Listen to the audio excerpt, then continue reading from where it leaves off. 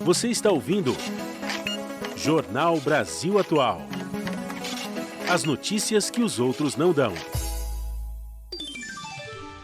Agora são 8h36 e fazemos contato com o coordenador da Pastoral do Povo de Rua da Arquidiocese de São Paulo, Padre Júlio Lancelotti.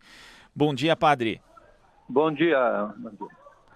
Padre, daqui a pouco, né, às 10 horas da manhã, os movimentos sociais vão realizar um ato em memória do catador de materiais recicláveis Carlos Roberto da Silva, que morreu após ser queimado no último domingo.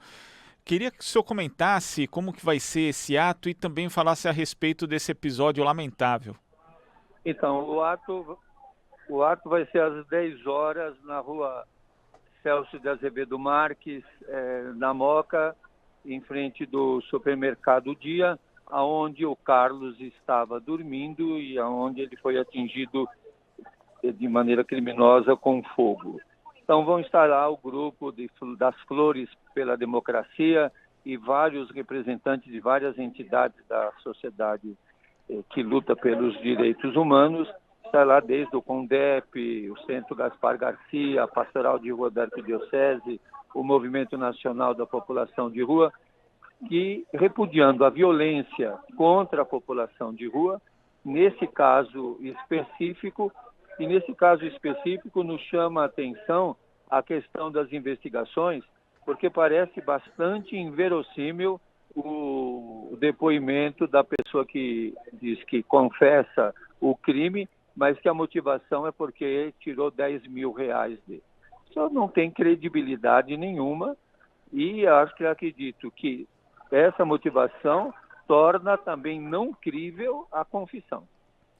Quer dizer, esse suspeito que foi detido pela Polícia Civil de São Paulo na madrugada de quarta-feira, na verdade, então, na sua avaliação, esse depoimento que ele prestou, ele tem muitas incongruências, como essa apontada pelo senhor, padre. Claro, qualquer um de nós acha impossível alguém conseguir sacar 10 mil reais de uma conta no banco, ficar com 10 mil reais no bolso e dormir na rua e, de repente, se dar conta que o dinheiro desapareceu e que a única pessoa que sabia era o Carlos. Aí ele foi lá e queimou.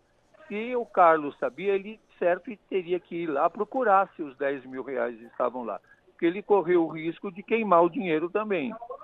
Exatamente. Então, pela lógica, até da questão de valor e financeira, ele iria procurar onde estaria o dinheiro, onde você pôs. Eu não vou matar o cara, eu vou querer saber para recuperar o dinheiro. Então, parece muito sem credibilidade. A própria polícia não acredita nisso. Mas, a meu ver, isso invalida também a confissão. Quer dizer, nesse aspecto, padre, o que poderia estar por trás desse crime? Porque a gente sabe que muitas pessoas se interessam, né? Enfim, a violência contra a população de rua é muito grande, tem setores que, na verdade, são interessados na eliminação das pessoas. Então, o que estaria por trás disso, padre? Não, isso que eu acho que precisa ser investigado. Se alguém pediu para ele confessar, se ele é um laranja nesse crime, se alguém pagou para ele fazer isso. Eu acredito que a forma da polícia dizer o caso já está resolvido, eu acho que não está, não. Eu acredito que não só ir no banco para ver se ele tem a conta ou não tem. Agora, ele não tendo a conta, e aí? Fica como? O que é que vai ser feito? O que vai acontecer? Sim, e inclusive a câmera de segurança mostra, né, uma pessoa se aproximando do Carlos e ali joga alguma coisa ali que começa a queimar. Então, como o senhor falou, padre, não existe qualquer tipo de tentativa de diálogo ali ou de querer saber onde supostamente estaria esse dinheiro, se essa história fosse crível. Se alguém tirou os 10 mil, ele correu o risco de queimar os 10 mil junto. Acho que todas essas coisas têm que ser verificadas. Agora, padre, a gente sabe que esse é um episódio trágico, né? Mas outros tantos episódios trágicos acabam afetando o cotidiano da população de rua no dia a dia. O senhor tem sentido que isso tem afetado de alguma forma o poder público, tanto municipal como nas outras instâncias, tem se preocupado mais com a questão da população de rua ou isso ainda não aconteceu? Tem se preocupado em que eles desapareçam, tem se preocupado com o higienismo, tem se preocupado com as desocupações, tem se preocupado com tirar o povo. Hoje temos notícia, não sei se vocês têm, de um morador de rua que foi eletrocutado. Nós ainda não temos todas as informações, mas se a pessoa é eletrocutada é porque não tem abrigo.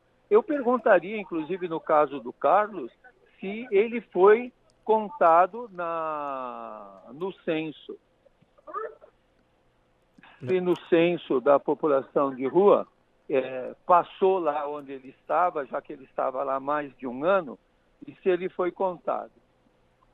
Quer dizer, esse é um outro problema também, né? A gente não tem dados mais confiáveis a respeito do tamanho da população de rua. Inclusive, padre, queria perguntar para o senhor, muitas pessoas comentam que nos últimos 2, 3 anos tem aumentado demais a população de rua, pelo menos na cidade de São Paulo. A gente sabe que não é um fenômeno só daqui, também em outros lugares. O senhor também tem sentido isso? Tem aumentado? Claro, o próprio censo que a prefeitura não conseguiu publicizar ainda fala de um aumento de 60%. Mas esse aumento de 60% aqui em São Paulo é questionável. O aumento, a nosso ver, é maior. A nosso ver, o aumento chega a 90%. E aí, pode falar, né? Oi, padre. Aqui é a Ana Rosa falando, tudo bem? Sim. Padre Júlio, eu queria também te perguntar um pouco, já que você está no dia a dia dessa população em situação de rua, se também mudou um pouco o perfil dessas pessoas que estão chegando às ruas. Porque o que aumenta muito o número de jovens. E eu ia perguntar, inclusive, sobre famílias completas. Sim, eu estou aqui agora, vocês devem estar ouvindo ruído, com várias famílias, várias pessoas. Muitos estão esperando, é problema de aluguel, problema de gás, problema de medicação, problema de alimentação. São inúmeros os problemas, são infinitos. E a própria prefeitura não dá conta disso e não responde de maneira adequada a todas essas demandas. Então, quer dizer, essa população está cada vez mais jovem e cada vez mais núcleos familiares completos chegando às ruas, né? Estão vários grupos familiares, correndo risco de despejo, não tendo onde ficar. Padre, e quando o senhor fala da questão do censo, que é feito pela prefeitura, existe então uma subnotificação em relação aos verdadeiros casos, né, que tem. E o que a prefeitura entende como população de rua e o que poderia ser aprimorado nesse conceito justamente para existirem dados que fundamentem políticas públicas? Pois eles não contaram nem os que estão nas calçadas. Eu conheço muita gente que não foi contado, que está em mocós, que está embaixo de viadutos, que está atrás de alambrados, muitos não foram contados. Então, quer dizer, existe um conceito da prefeitura que não dá nem para a gente definir corretamente qual seria. Eles definem, mas não foram capazes, com a equipe que tinham e com a empresa que fez, de chegar a todos. Entendi. E aí, obviamente, que a gente sabe que mesmo quando se existe uma boa vontade da administração municipal ou de outras administrações para estruturar políticas públicas nesse sentido, a falta desses dados é algo fundamental, né? Fundamental. Tá certo, padre. Padre, queria agradecer muito a sua participação aqui no Jornal Brasil Atual e até a próxima. Até a próxima, se Deus quiser. Obrigado, agradeço muito a você. A gente que agradece. Conversamos com o coordenador da Pastoral do Povo de Rua da Arquidiocese de São Paulo, Padre Júlio Lancelotti.